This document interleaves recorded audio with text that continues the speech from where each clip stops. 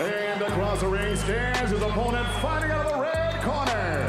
Wearing blue, trimmed in gold, he weighed in 142 3/4 pounds. In 24 professional bouts, his record stands at 23 victories. Just one defeat, 19 big wins coming by way of knockout. Here is the former WBC lightweight champion of the world. He is the fighting pride of the high desert from Victorville, California. Presenting King Ryan Garcia. Mario Azteca Barrios. We went over the rules in the dressing room. Again, I want to caution you to keep this fight clean at all times, protect yourself at all times, and what I say, you must obey. Good luck. Barrios attacking the body. Police and came back to win the match. Barrios looking to establish the Jets. And not trying to give too much, leaving the pressure up to. Final 30 seconds of the third round in a lightweight title unification. Oh my!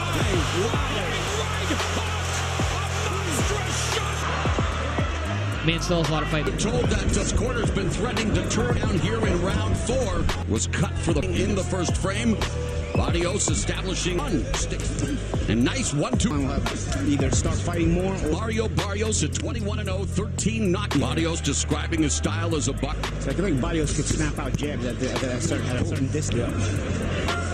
Because that's what speed does. It makes you. For Barrios, that's a 31% connect clip. In there.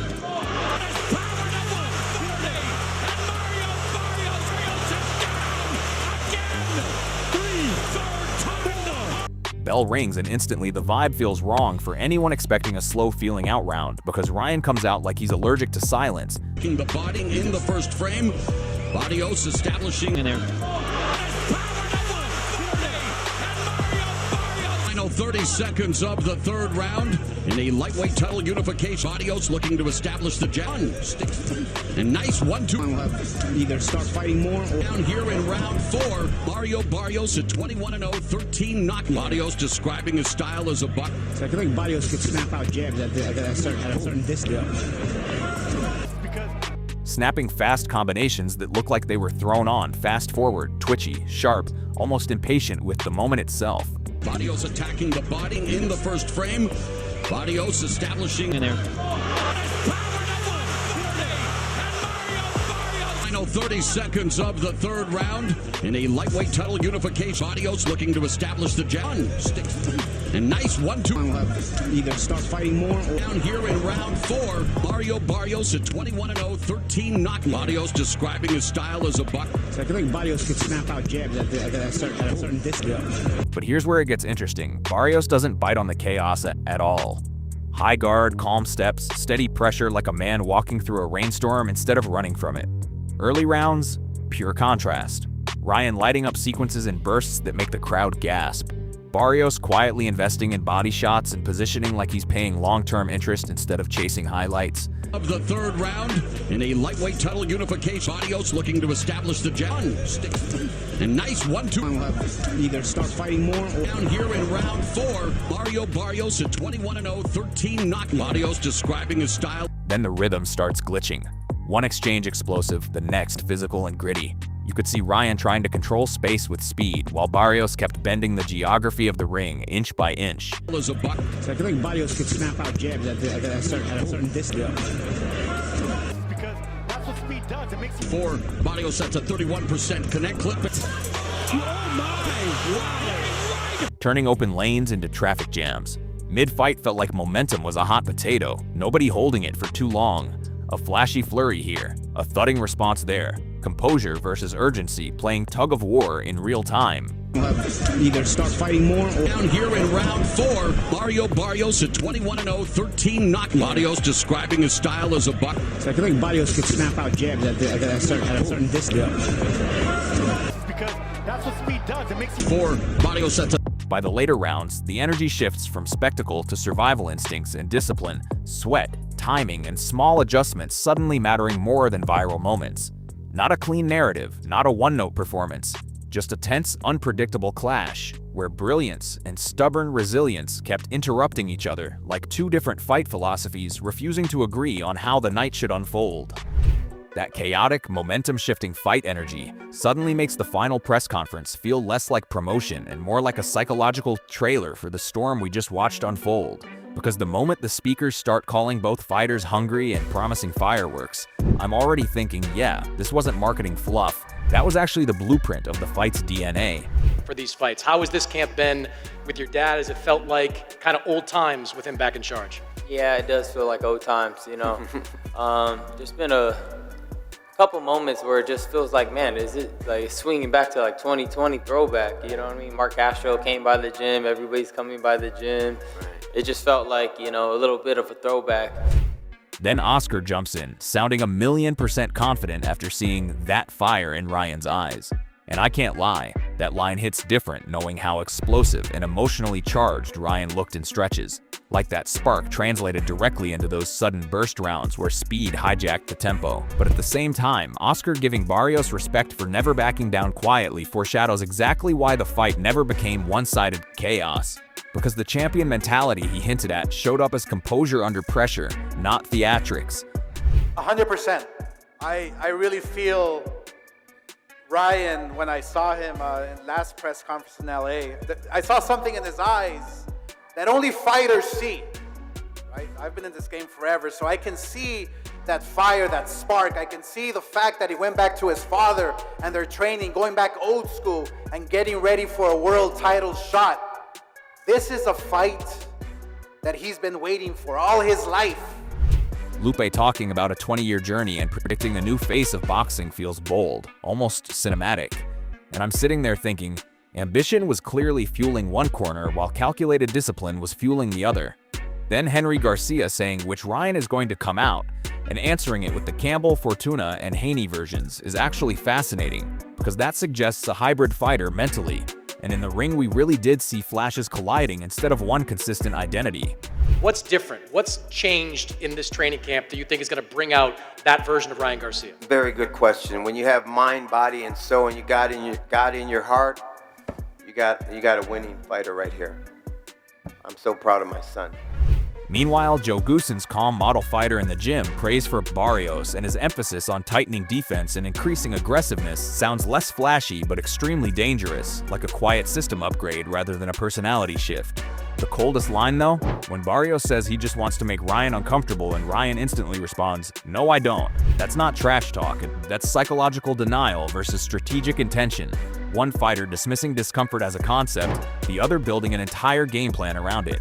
And honestly, that single exchange might explain the entire tension of the matchup more than any highlight clip ever could. You said in interviews that you want to test him. You want to make him ask questions in the ring. What does that look like? Just making him uncomfortable, just trying to exploit his weaknesses, and just every round, just making him uncomfortable.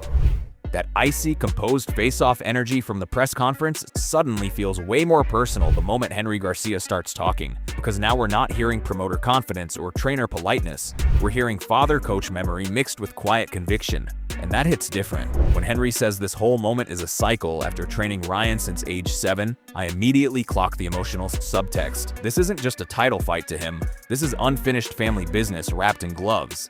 Then he humbly admits stepping down before to protect the bond, and I'm sitting here like, that's a rare boxing dynamic because most camps split with ego, not humility. But the temperature rises fast when he flat out says he doesn't see Barrios as a threat, and that's a bold psychological stance considering Barrios is literally the champion walking in with experience and durability. At the same time, Henry casually brushing off the living room training clips as trolling while insisting the real work happened privately is low-key strategic media chess, like they weaponized perception while sharpening preparation. Let us know about how serious was Ryan in the camp. I can elaborate on that. See, Ryan likes to troll. We already know. He likes to do that. But in our reality, privately we go to the gym afterwards, and we take care of business. And I've always said this to my boys, business before pleasure, you know, and we take care of business. He does the streaming, he does the trolling, you know, at the living room, and people say, oh man, you're not serious. Look at the father just standing there. No. Hey, I've been doing this since he was 7 years old. I am not a new coach. Then the part about Ryan's suspension, depression, and mental struggles, that shifts the narrative from inconsistent fighter to fighter rebuilding identity, which is a completely different storyline under the lights. And when Henry recalls Ryan saying mid-fight, "Dad, I told you I wasn't ready," that's not drama. That's a psychological scar being publicly acknowledged. Yet he flips it instantly, talking about mind, body, and soul being aligned now, tip-top shape, mentally active, spiritually locked in. Confidence layered over past vulnerability. Also, his take on Joe Goossen and trainer switches not being a real advantage is a sneaky jab disguised as calm analysis. One camp saying nothing new can surprise them, the other preparing to make him uncomfortable. Familiarity versus unpredictability. Father's belief versus champion's composure. And honestly, when a father trainer speaks with that mix of pride, defense, and certainty, it doesn't sound like hype. It sounds like someone who truly believes this version of Ryan is the real one finally showing up. He said, "Dad, I told you I wasn't ready." I mean, that just broke my heart because I knew. And I was like, wow, man. I said, well, you know what? We're here. It wasn't Ryan, but you know what? Like I said, God changed him. You know, his whole perspective. He's very active now. You've seen his body, how he is. I mean, he's just tip-top shape, thanks to his strength and conditioning coach, Donnie. And his just mental state of mind, his mind, body, and soul is 100%. You're going to see the Ryan that fought Oscar Duarte, if not better. Mark my words. That deep father-coach conviction Henry was speaking with suddenly collides with a completely different analytical lens the moment Wade starts dissecting the fight, because now the tone shifts from emotional belief to cold matchup math. And honestly, that contrast is fascinating. Wade immediately locks onto the quiet press conference vibe, and I'm nodding like, yeah, that silence wasn't boredom, that was weight cuts, tension, and two fighters mentally conserving energy instead of performing theatrics. Then he points out Barrios towering over Ryan, and I can't ignore that visual either, because size at 147 is not just aesthetics, it's physics over 12 rounds. But what really grabs me is when Wade says Ryan has put everything into this camp. No partying, no shortcuts, fully locked in. And I'm thinking, that aligns perfectly with the mind, body, soul narrative Henry was pushing earlier, just from a more skeptical angle. Now here's where it gets spicy. Wade questioning what happens if Ryan doesn't find early success.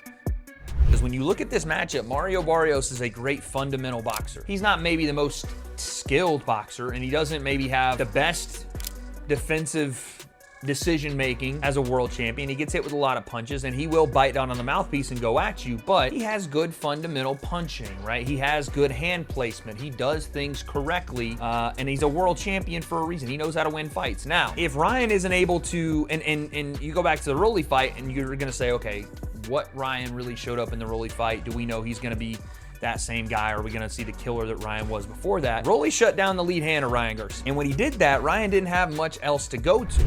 That's a psychological landmine, because momentum fighters hate resistance more than anything. He also keeps circling that lead hook dependency, and I'm over here like, that's the most accurate double-edged sword in boxing right now. Lethal weapon and tactical predictability living in the same punch. Then he casually suggests the right hand could be the real difference, and that's a sneaky sharp take, especially against a durable, methodical champion like Barrios who bites down and marches forward. I also caught his subtle skepticism toward Goossen's confidence tone, not explosive, just professional, which low-key contrasts with the loud certainty from Ryan's side. And when Wade says Ryan's speed lets him get away with risks while Barrios relies on fundamentals and pressure, that perfectly frames this as chaos versus structure again.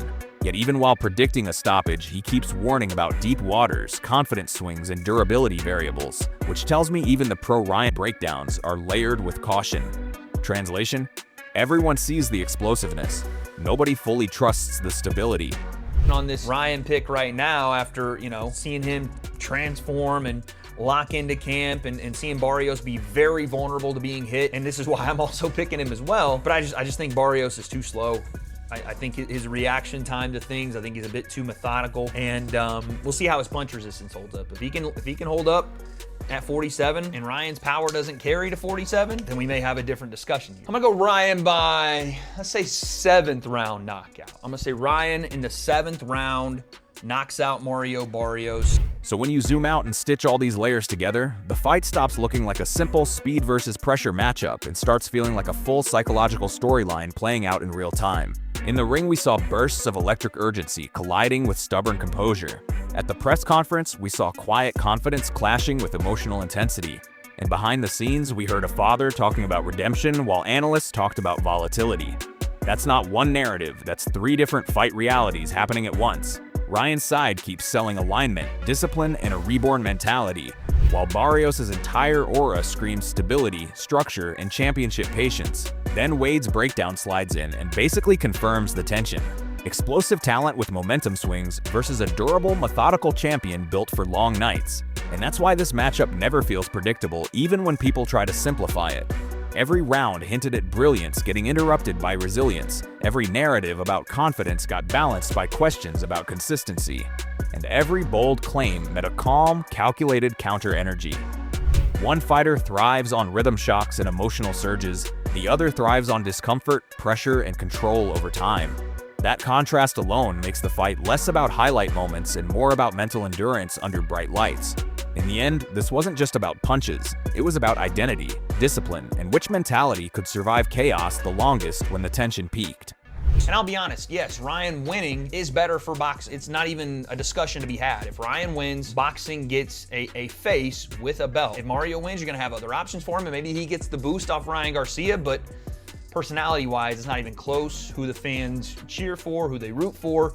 That's not how boxing works. It doesn't matter how pretty you are, how many social media followers you got. I'm just saying, for the sport itself and the fandom, Ryan versus Shakur Stevenson, Ryan versus Conor Benn, Ryan versus Devin Haney in the rematch, those are a lot more intriguing fights to me.